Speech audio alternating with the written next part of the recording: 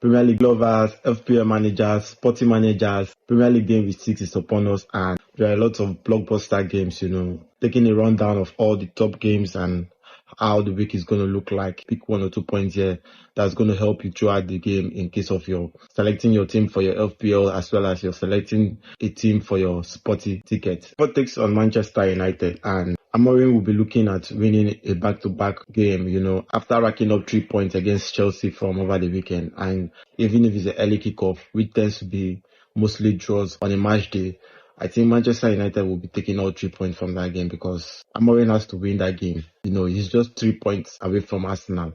Chelsea hosts Brighton at Stamford Bridge, and it's going to be a must-win for Maresca.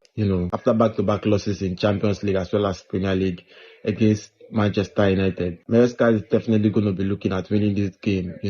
Even if Brighton has good attacks, I think Chelsea is definitely going to concede a goal as well. But at the end of the day, Maresca has to win, even in the absence of Cole Palmer, who is going to be out for 2 to 3 weeks. But they need to win the game to show that they are a serious team in the Premier League this season. Crystal Palace, who has been a hard nut to crack, will be hosting Liverpool, the league champions, who has been 5/5 so far this season. I think that game is going to be with a lot of intensity. Salah is going to be looking at scoring because he's practically started off on a wrong foot this season, as well as Isak, who hasn't had a lot of game opportunities and hasn't opened an account in goal scoring for Liverpool, will be starting the game tomorrow because Ugo Ekitike picked up a red card against Lincoln in the EFL Cup midweek. Manchester City host Burnley, and that's going to be an easy win for Pep Guardiola, despite the fact that Burnley has a good defense. This season so far, Burnley's defense has been literally good, but they are going to the Etihad, and I think Pep Guardiola boys is going to deliver them with an emphatic 3-0 win. Haaland is probably going to score 2 goals, so FPL managers looking at triple captaining Haaland, be careful because Burnley has a good defense. Tottenham is going to host Wolves, and definitely Tottenham is going to be taking up all 3 points, and I feel Wolves is probably going to be relegated this season with the way they've started off. Their worst start for a Premier League season, which is very bad.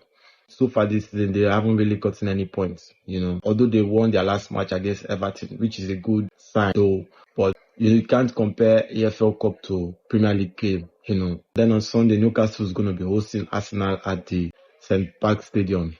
Arsenal has lost there twice last season, and we're still knocked out of the FA Cup by same Newcastle last season.